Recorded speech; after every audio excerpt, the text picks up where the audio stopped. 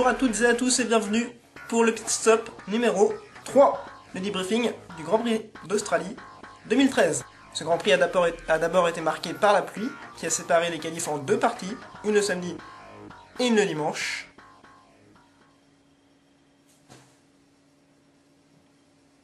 Je voulais faire une blague là-dessus, mais j'ai pas trouvé de truc drôle à dire.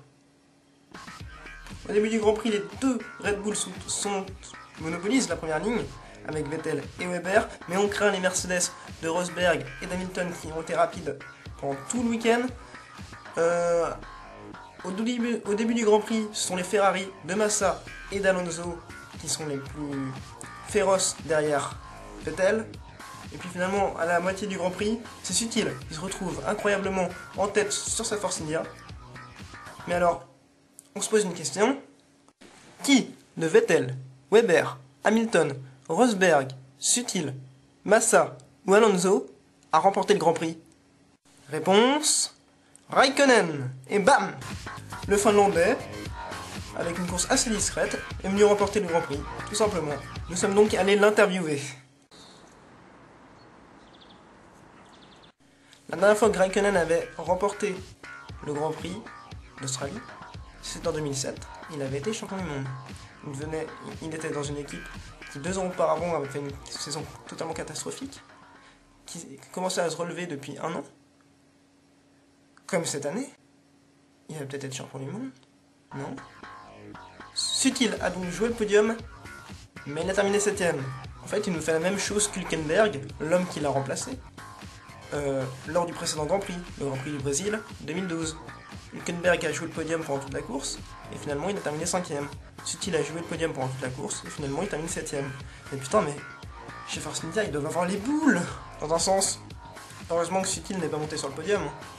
Quand on sait ce qu'il peut faire avec une bouteille de champagne, bon, ça fait peur. Mais si, avec Hamilton, dans une boîte de nuit. Bon bah pour ceux qui voient toujours pas, je mets le lien au bas de la vidéo, ici.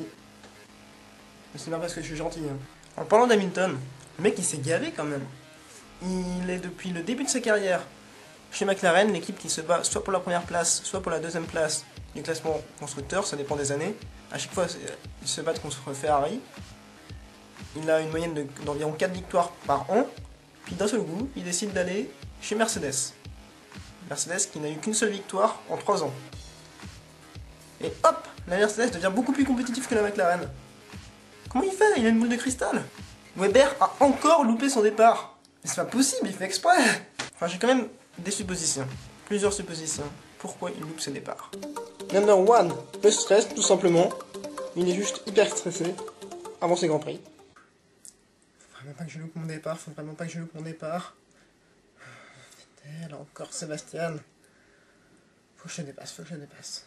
Pour le public en plus. Si je loupe mon départ, c'est sûr je suis viré, hein, avec Ricciardo et Vergne là. Les deux petits cinglés là qui vont prendre ma place. Hein. Où le patron? Oh putain, il me regarde. Calme.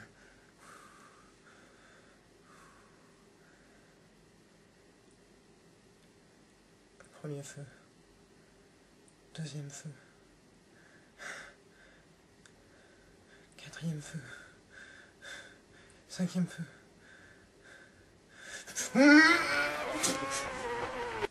Et merde, j'ai calé. Putain. Number 2. Quand il est en Australie, bah il regarde les supporters, il trouve que les Australiens sont super sympas. En gros chauvin. Ah, ils sont sympas les Australiens. Oh, l'ambiance qu'il y a dans le public. Oh là là. Je le connais lui. Eh hey. Putain, comment il s'appelle déjà? J'étais dans sa classe en 5ème. Oh là là. Ah, ils sont super sympas les mecs. Oh, il y en a là aussi. Oh là là. Bon allez, faut que je me concentre. Putain, c'est déjà parti. Du coup, ça marche pas. Pourquoi il louperait les départs lors des autres Grands Prix? En Belgique, en Espagne, à Monaco. À moins que... Oh mais qu'est-ce qu'ils sont cons dans ce pays. Oh la gueule. Il n'y en a aucun qui a un drapeau australien. qu'est-ce qu'il fout? Oh là là. Oh mais qu'est-ce qu'il est moche lui. Oh mais lui c'est le meilleur, lui il est moche hein. Oh putain c'est parti. Voilà, c'est déjà la fin de ce court debriefing du premier Grand Prix de la saison 2013. On rappelle que pour l'instant, au classement général, c'est Raikkonen qui est premier, deuxième Alonso, troisième Vettel. Au classement constructeur, Ferrari domine, devant Lotus et Red Bull. Vous pouvez vous abonner à ma chaîne YouTube, et puis vous pouvez aimer ma page Facebook qui s'appelle toujours Non à la F1 en crypté sur Canal+. Salut!